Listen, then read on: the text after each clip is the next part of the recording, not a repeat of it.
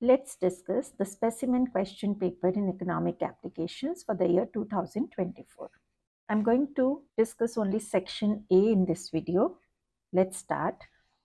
Do not copy the question, write the correct answers only. So don't waste time. Already we feel that we are short of time. Yes. So the first question is assertion A, there has been a significant increase in global airfares post Russia-Ukraine war. And reasoning given is that higher fuel prices in the international market due to war. Now, assertion means that this is a statement which is generally true. So here if we look at it, that there has been a significant increase in the airfares due to the war. Yes, there has been, we know about it.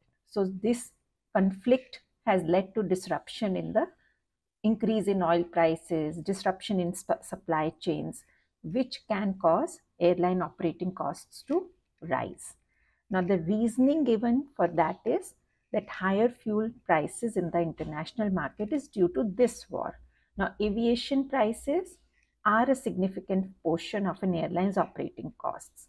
Now, obviously, when fuel prices have risen, when there is fuel prices, there is an increase. Airlines may raise ticket prices to maintain profitability, which will lead to an increase in global airfares.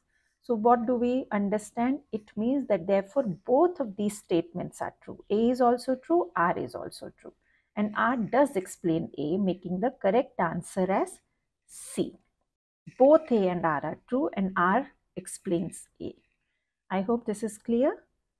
Next question is, mobile phones and SIM cards are examples of substitute goods, complementary goods, unrelated goods, or competitive goods. Mobile phones and SIM cards are examples of complementary goods. This is something very easy. We know that complementary goods are the products that are consumed together and they work with each other. Okay, so it's something which I'm sure you will be able to manage. Third question is that if Government of India bans the production of plastic bags, how will the supply curve be affected? Will the supply curve shift to the right, would shift to the left, or it would not shift in any direction, or would it become vertical? Now, according to me, these type of questions are a bit vague, but if you look at the immediate effect would be that the supply curve should shift to the left. Because if you have here price and you have quantity supplied, now if government has banned the production of these bags, so what will happen? This will shift the supply curve. So if this is your original supply curve, it will shift to the left. The immediate effect would be this, okay, would be a decrease in the supply of plastic bags. This would be represented by shift of the curve to the left. It signifies that every price level, at every price level, the quantity of plastic bag supplied would keep on decreasing, reflecting the reduced availability of plastic bags due to the ban. So this is our option B. Okay, so it means that the suppliers will no longer be allowed to produce or sell plastic bags. As a result, the plastic bags will decrease or even become zero in the long run. But right now, immediate effect would be leftward shift of the supply curve. Next question is, complex division of labor cannot be implemented for construction of bridges, manufacturing of cycles, a sculpture sculpting a human statue, computer manufacturing unit. Now, first of all, what is complex division of labor? Complex division of labor refers to like there is a detailed division of work into specific roles and tasks. And then each task can be assigned to a particular worker or a group of workers that will lead to increased efficiency and productivity. And this is very much possible in manufacturing units, in large-scale projects. So if you look at option construction of bridges, manufacturing of cycles, computer manufacturing unit, they are all activities that can actually benefit a lot from complex division of labor because they involve a lot of different processes that can be performed simultaneously by different workers, which will improve efficiency. The only thing that may not benefit from complex division of labor is your option C. A sculpture sculpting a human statue, because it's a highly specialized artistic process which probably can be done only by the same person. So it depends on his individual skill or creativity and how he looks at the sculpting. So that part he cannot delegate probably to other people. So the complex division of labor cannot be implemented for a sculpture sculpting a human statue. Next question is, which of the following causes low efficiency of Indian labor? Now this question you will usually get some question on efficiency of labor. So please make sure that you do this topic very well. Now this is again another easy question. Which of the following causes low efficiency of Indian labor? Obviously not high wage rate, no social, if like there is presence of social security schemes, it means that people have that benefit, then they are going to work productively. If there are favorable climatic conditions, then also our productivity increases, our efficiency increases. So the only option left is inadequate skill training facilities. Okay, this can be attributed to this, because if the workers do not receive proper training or have limited access, they may lack the expertise, and this can lead to lower productivity. Next question is, a linear supply curve starting from the origin. Now this is a good question. Making an angle of 75 degree with x-axis will have what type of elastic supply?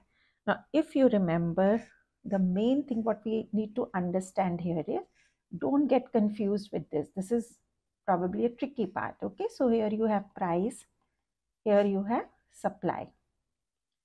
So we are saying from origin. So whether you have from origin here or here or here, any kind of supply curve, let's say it's A, B, C, any supply curve from origin, any straight line supply curve which passes through the origin always has unitary elastic supply, irrespective of the angle it makes with the origin. So that's a property of this elasticity of supply curve. You should know this, that any curve which is starting from origin, whether it's at a 45 degree angle, 75 degree, 30 degree, doesn't matter. If it is starting from origin, it will have unitary elastic supply. Okay, next question is that a holiday resort in a remote village is very popular among the tourists. Since the connectivity is very poor with the outer world, the owner employs the local villagers for the functioning of the resort. Now, this is a case of which market structure? Now, when you look at this scenario, what they have given, what we understand that there is only one resort, there is only one buyer for a particular good or service, and that buyer is going to employ all the people around that village. So the holiday resort owner is the only significant employer for the local villagers due to the remote location and poor connectivity. So it means he will have significant control over the conditions of employment, wages of the local villagers. So the correct answer would be monopsony, where you have only one buyer and many people available to sell their service. Okay, perfect competition, you will have large number of buyers and sellers. Monopoly, you will have one seller and many buyers. Monopolistic also, you will have large number of buyers and sellers. So in the case of monopsony, you will only have one buyer, which we can feel in this scenario. Next question is, which of the following is the most likely reason for the relatively high elasticity of bottled water? Many substitutes are available, good for health, can be used for many purposes, or it's a necessity item. Now, when we talk about relatively high elasticity of bottled water, what does it tell you? When we talk about price elasticity of demand, it measures how sensitive the quantity demanded of a good is to a change in its price. Now, when you have many substitutes available in the market for a product, it means consumers can easily switch to other alternatives if the price of this particular product increases, which can lead to a higher elasticity. So here we are talking about higher elasticity. It means that in the case of bottled water, consumers can probably choose other alternatives, maybe filtered water, tap water, or other beverages, making this bottled water's demand more sensitive to change in price. Therefore, the correct answer is that there are many substitutes available. Next is innovation is the implementation of new ideas and changes into reality. This function is carried out by, this is easy question. I think you all know that it's an entrepreneur. Okay. Next question is, which of the following is the least competitive market? Least competitive market means which has less competition. Now, when you look at farming, farming involves many small farmers, many small businesses. It means it's a highly competitive market. Then you have Air India. Air India does have, it's a national airline, but it does compete with multiple other domestic and international airlines. So that's also competitive. So this is also not there. This is also not there. McDonald's, definitely we all know that they face a lot of competition from numerous other fast food restaurants. So the only option seems to be Indian Railways, which is correct because they act as a monopoly. The Indian Railways, they have unique position. They are the only primary provider of railway transportation in India. So Indian Railways is the correct answer as the example of least competitive market. Now this question is quite good. Here you have identify the function of RBI as indicated by the following image. Now when you look at this image, what do you notice? We look at that this gentleman is signifying RBI, and then he's pointing to these interest rates, and then we have a person who is probably looking for home loan. That is what I can gather from this picture. Yes. So what function do you think the RBI is going to perform here? Do you think RBI, we are like able to see banker to the banks? No, there is no, it's not a function of fiscal agent to the government. It's not showing any way being a custodian of foreign exchange reserve. So I feel like the correct answer is definitely credit control. Yes, because credit control involves managing the supply of money. So how RBI, that is their main function. They do it through monetary policy, through the manipulation of interest rates. They try to control inflation and stabilize the currency. So they can actually adjust the interest rate, which can influence the cost of borrowing money. So when those interest rates are increased here, the commercial banks are going to lend the loans on the interest rates based on this interest rate by the RBI. So this is a basis point, okay? This is a tool used by central banks in their monetary policy to control credit. So credit control is the correct option. The next question is, the current account holders are not given interest on their deposits. The reason being, now there are 4 reasons given here. First of all, let's understand what are current accounts. Current accounts are typically, they are used by businesses or individuals who need to make many transactions regularly. Okay, so these accounts have that nature that they are made in such a way that you can have frequent daily transactions. So it means these accounts offer high liquidity, allowing for unlimited deposits and withdrawals, which is very useful for the operations of the businesses. Now, because of this high liquidity, and also probably there must be some administrative costs attached to these accounts, banks will not usually offer interest on current account balances. This account is little bit different from your savings account where the transactions are more limited, or your fixed deposit account where you cannot withdraw the amount whenever you want. You might need to give some time to the bank to withdraw your money. So basically the correct answer for this would be D. There is no limitation on the number of withdrawals by the current account. This is the nature of this account. If you look at other options, they anyway don't fit in. This may not be usually only for a very short period. This belongs to high income groups. That's not necessary. The businessmen who open these accounts can earn huge profit from their businesses. That's also not necessary. The only reason which holds true here is the D option. Next question we have is, Identify the perfect competition market from the following. Now you know the features of perfect competition. Single buyer in the market. This is not perfect competition feature. This is a monopsony market feature. Single seller in the market. That's also monopoly, not perfect competition. Differentiated products is a characteristic of monopolistic competition. Yes, that also we know it's not perfect competition, because in perfect competition you have homogeneous products.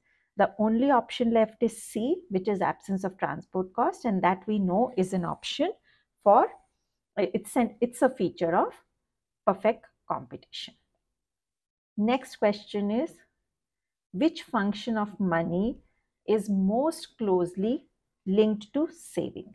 Now we have these 4 functions given here: medium of exchange, standard of deferred payment, store of value, unit of account. Now I hope you know all the functions like very well. Medium of exchange is that is to have that intermediary transactions. In order to avoid that, money is used. Standard of deferred payment is payments for future reference. Unit of account is how to measure the value of, how to give each basically each good, how to measure that. Only store of value is the correct option here, because it refers its ability, it has that ability to hold purchasing power of money over time.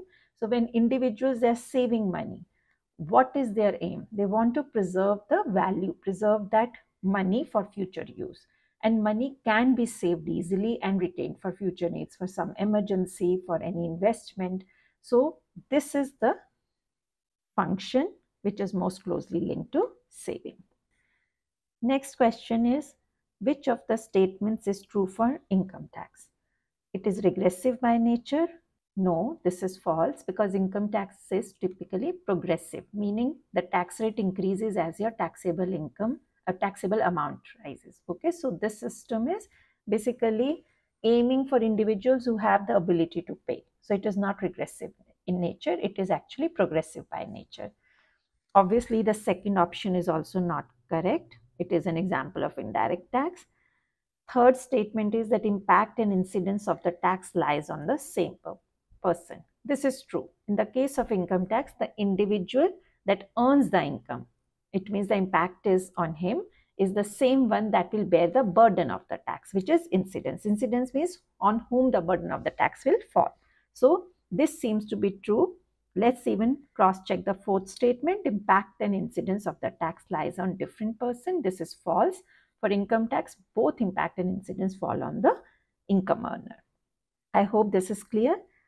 Next question is match the following, where you have to match the first column with the second column. Now these type of questions are simple, easy, but they can be tricky, and you are obviously under shortage of time, so that pressure is always there. So try to weed out the options. Okay, so like what I mean to say, let's check the first one, factors of production. Now factors of production, do you think is it a human resource, man-made resource, economic resource, or natural resource? So obviously factor of production seems more likely to be like all the economic resources, because factors of production means you have land, labor, capital, entrepreneur all together. They are included in that. So they are economic resources. So it means if first has option R, it means I can rule out this first. Yes, it becomes easier for me. So this option is already gone. Second option, second thing is land. Now land is a natural resource, man-made resource, or human resource. Now this is simple. We all know land is a natural resource. So it means second option should be S. Now if second option is S, then this option could be correct.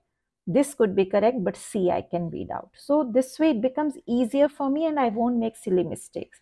The third option is capital. Now capital, the definition of capital is all man-made durable goods. So it means your third option has to be Q. So third option Q is only in D. So it's not in A. But still we will cross-check the fourth option. Fourth option makes sense or not. So fourth option is entrepreneur. Definitely it's a human resource. So 4P.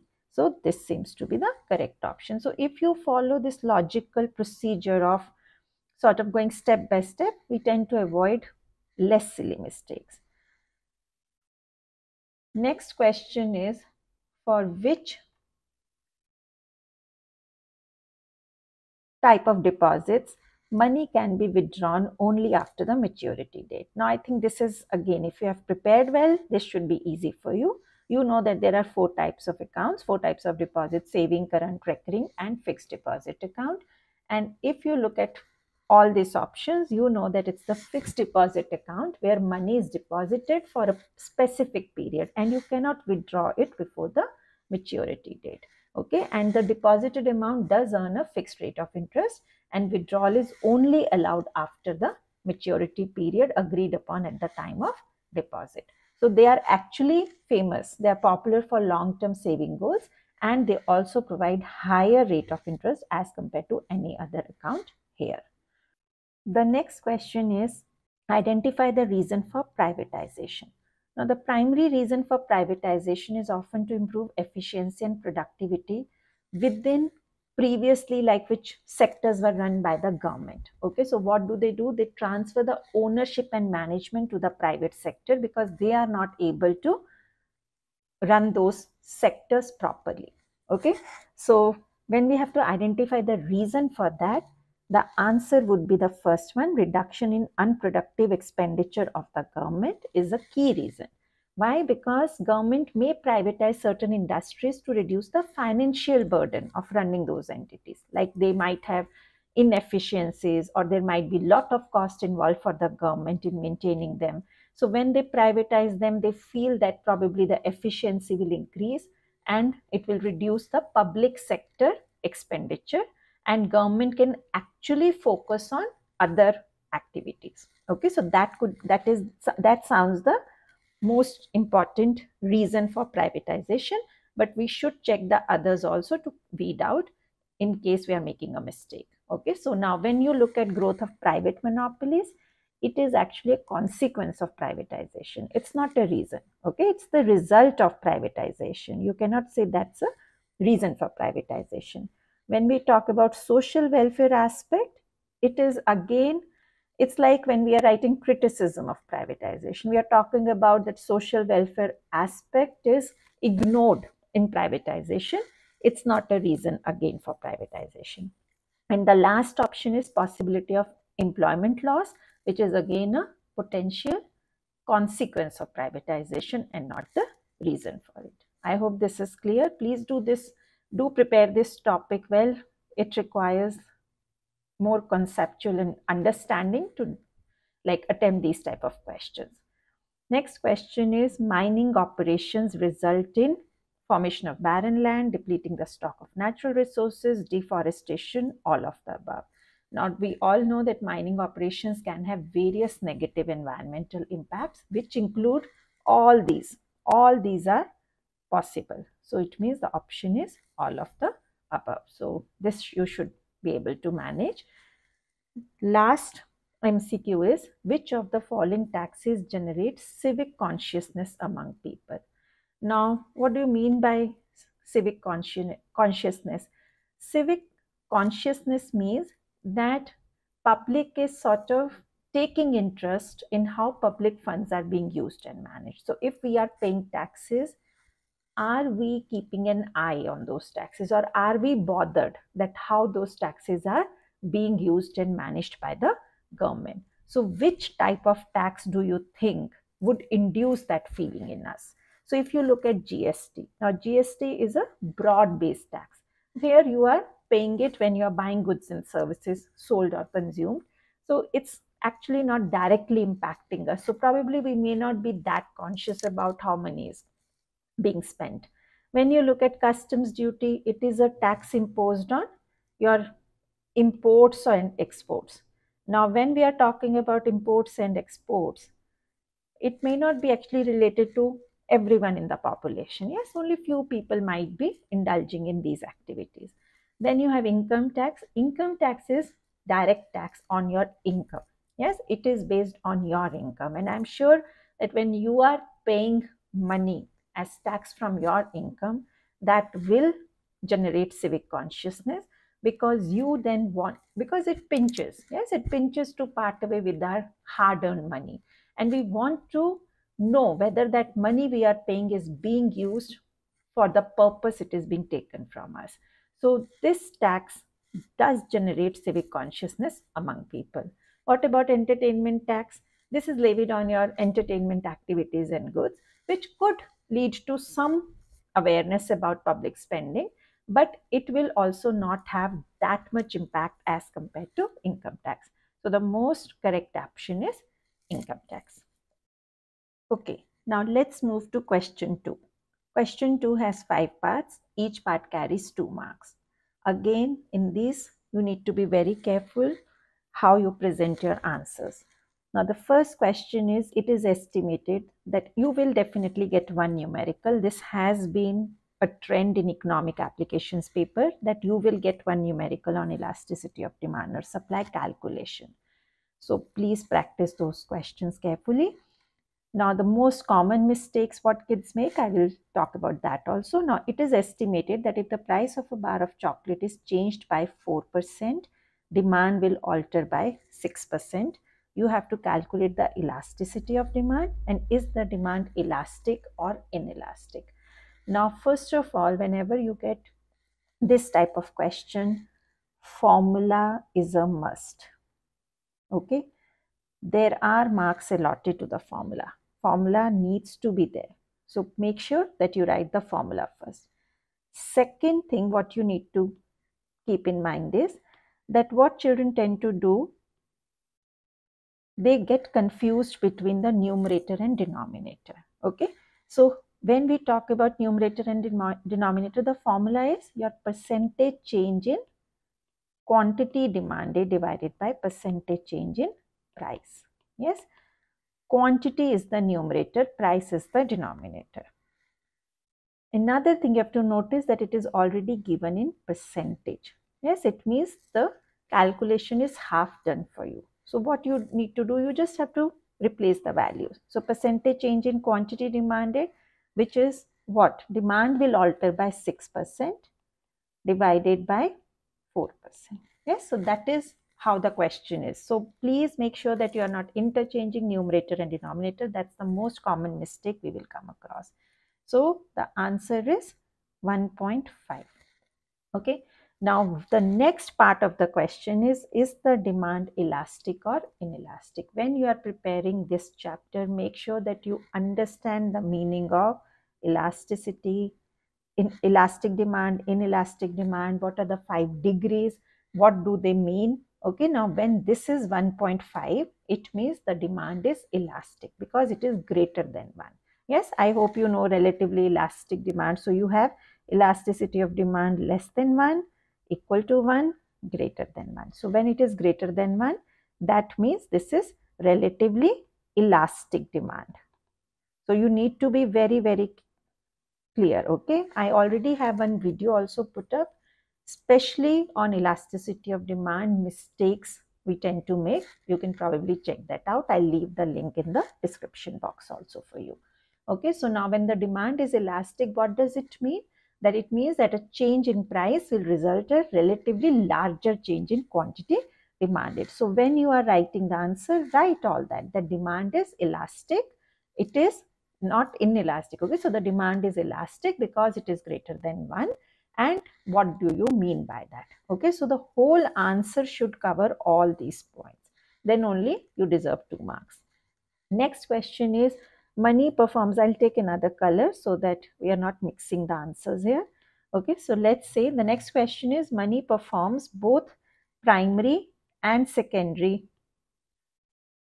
functions. Which specific function of money is related to future payments?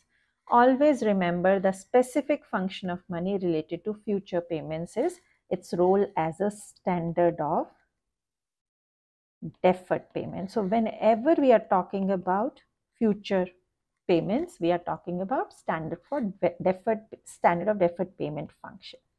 Okay. Now this is important. This is basically the function of money which allows money to be widely accepted as a means for settling debts that are payable in the future.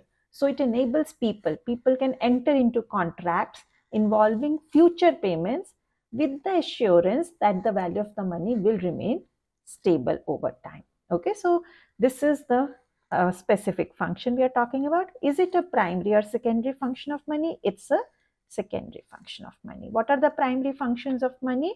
You have medium of exchange and measure of value. Always remember, you can get a question where they are asking you write two primary functions of money, and children tend to make this mistake. They write a secondary function when primary function is asked. So pay attention while preparing. I hope this is clear. Next question is, repo rate and market rate of interest are interrelated. Justify. Now, when you are doing this chapter of central banking, you should know this chapter very well. Okay. Now, when we are talking about repo rate and market rate, first of all, you should know what are those. What is repo rate? Repo rate is set by the central bank. Okay, which influences the market rate of interest. Now, what is repo rate? It is the rate at which the central bank lends money to commercial banks. So, you have central bank giving money to commercial bank at repo rate. Okay, and commercial bank charges market rate of interest from the public. So, this is the rate here and market rate is here. So if this rate is influenced in some way, that causes this rate also to change. That is the concept. Okay. So the repo rate is the rate at which the central bank lends money to commercial banks. So when the central bank will increase this repo rate, what will happen? It will become for the commercial bank more expensive to borrow from the central bank. So what will commercial bank do? They may increase this interest rate what they are charging from the public, okay, in order to maintain their profitability. So this is how the repo rate and market interest rate are interrelated. So you should be able to explain all this for 2 marks. You have to justify this. So you have to show that in relationship between the two. I hope this is clear.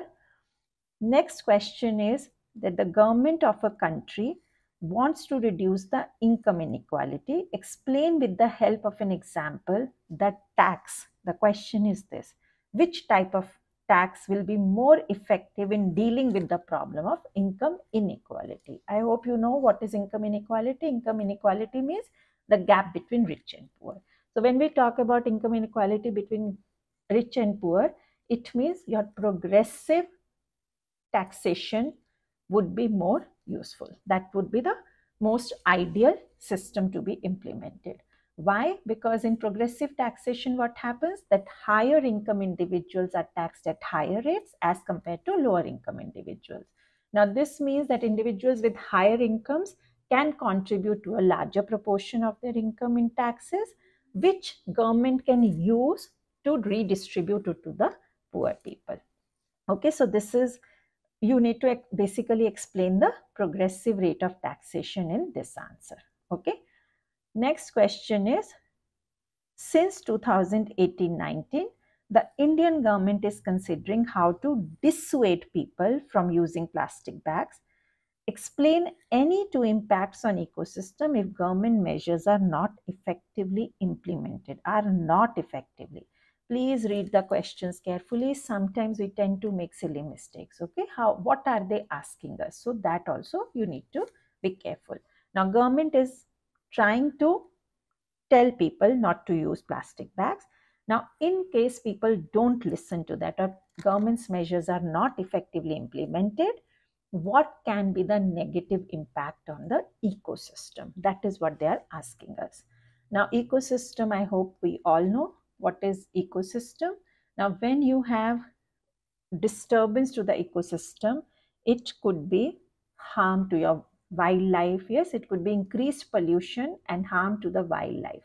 Now, why? Because plastic bags take hundreds of years to decompose. Okay, they take a lot of time to decompose. So when they enter the natural habitat, they will cause problems for animals. They can cause problems like if we put plastic in the seawater, that time it can cause a lot of problem to the fish there. Okay, all those things can add to problems. And so when you are writing now this answer, so basically the answer can be that it increases pollution and it can cause habitat destruction. Okay, so these 2 are the reasons, but explain them. So explain them by giving at least one example. Support your answer with an example. That is what board would be expecting from you. Okay, so give a precise, clear answer, not expecting you to write long, lengthy answers here, 2 lines probably, but you should probably write 2 subheadings that these are the 2 reasons, or these are the 2 effects of plastic bag use, and explain them in a line or 2. I hope this is clear. This is also very important if you really want to score well. Now let's come to question 3, first part. The question is, land has 0 cost of production. Do you agree? Give reason. What do you think? Does land have 0 cost of production? No, I don't think so. We know that land is a natural resource and probably does not incur any direct production cost in the traditional sense. Yes, because we are not the ones who are producing land, or it's not manufactured by human labor.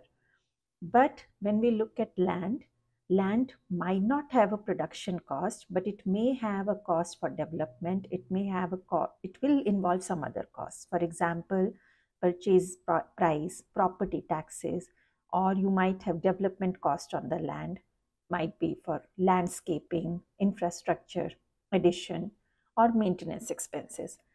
Another important thing we cannot ignore is the opportunity cost of using land for one purpose instead of another.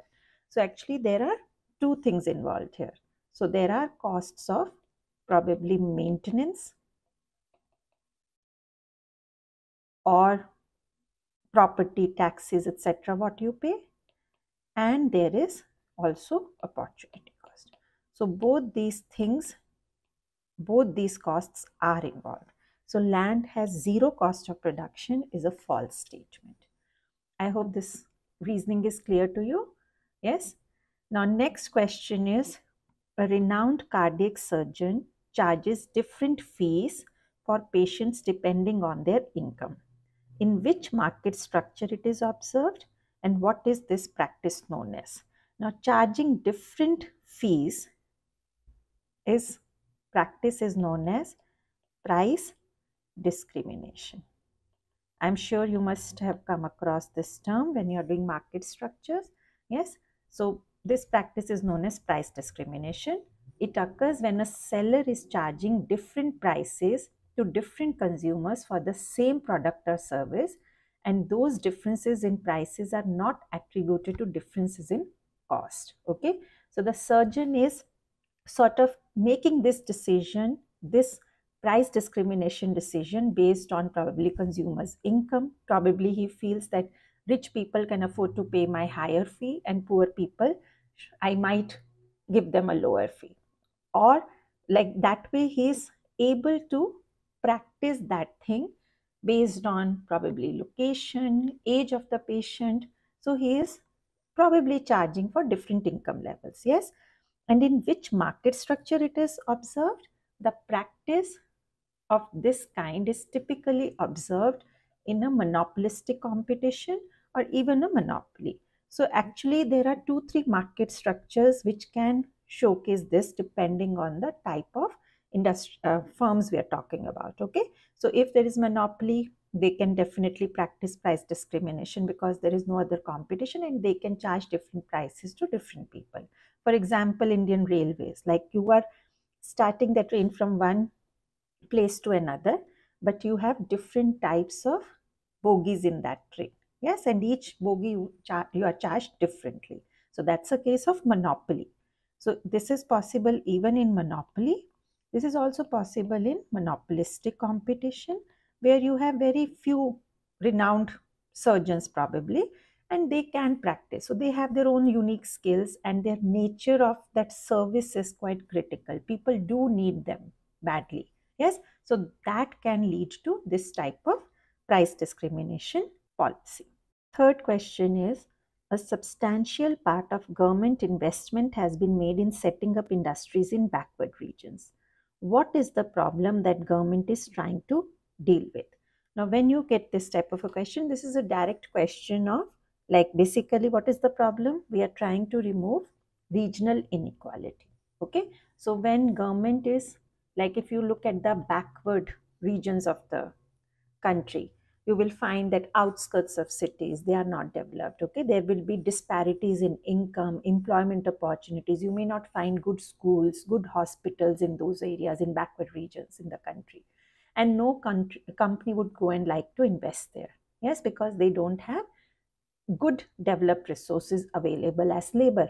So government tries to overcome this problem by trying to set up industries in those areas so that those areas can also grow equally. Okay, so to improve the standard of living in those people. Now when we say mention one positive outcome, there can be any outcome you can write about. Okay, so you can talk about that it improves in providing employment opportunities in that area. It can help in improvement of infrastructure in that area, healthcare, education. It can improve in the overall quality of life for those inhabitants in those villages, in those backward regions. So any one positive outcome, but explain it well. Okay, don't just mention it, write it in a full sentence. So basically you are trying to here address regional inequalities, and here we are talking about any one positive action, probably employment, or what else we can think of, improving the quality of life, improving infrastructure. So any one point you can talk about.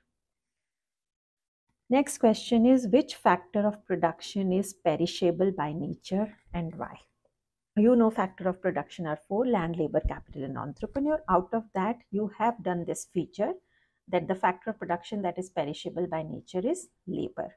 Why is labor considered like that? The reason behind is that labor represents human effort and human time. Now, which once passed cannot be stored or saved for future use. For example, if a worker does not work for a day, the potential output that could have been produced by that worker during that particular day is permanently lost and it cannot be recovered. So this is the feature which you need to explain. Okay, so labor is practically time sensitive and it is perishable in the sense that once time passes, the opportunity to use that labor in production is lost. Therefore, labor is considered as a perishable resource. Now, the last question is, debtors will lose during inflation. Now, according to me, either this question is wrong, because the general convention economically, when we discuss this, we understand that debtors gain during inflation and creditors lose during inflation. Okay, because who are debtors? Debtors are the people who owe money to someone. Those are the people who are called debtors, and creditors are the people who are lenders. So actually inflation is bad for creditors and it's good for debtors. Debtors actually tend to gain during inflation, okay, because they are going to repay the loan with money that has less purchasing power than when they originally borrowed it. So I feel that this question is either wrong or you need to twist it and write it like that, that debtors will actually gain during inflation, unless and until there are far-fetched reasons of, like, you have entered into a deal with the creditor that there are specific loan conditions that in case there is inflation happening tomorrow, the debtor will have to pay the new amount. But if you look at it overall in a general way, inflation actually reduces the burden of debt for borrowers, because they have to pay amount which is going to bring less, like it will reduce in value. So in a way they benefit from inflation, okay, and the creditor will lose because when they had lent the money, so for example, they have lent the money today to me, okay, someone has lent the money to me today. Now the value of that money is what I am receiving today. When after 4 years or let's say after 2 years, I have to repay the money back to that person, then that time, due to inflation, the purchasing power of the money has gone down. And if I repay the money back to that creditor, in real terms, I will be paying back lesser amount than what I have borrowed today. And it's the opposite for the creditor. Creditor, what he gave me today holds more value, more value in real terms than what he is going to return to me, what he will get from me after 2 years. I hope this is clear. So according to me, either this question is like wrong, or the examiner wants you to show that understanding by explaining it this way. I hope these questions help you to understand how we need to answer in the exam.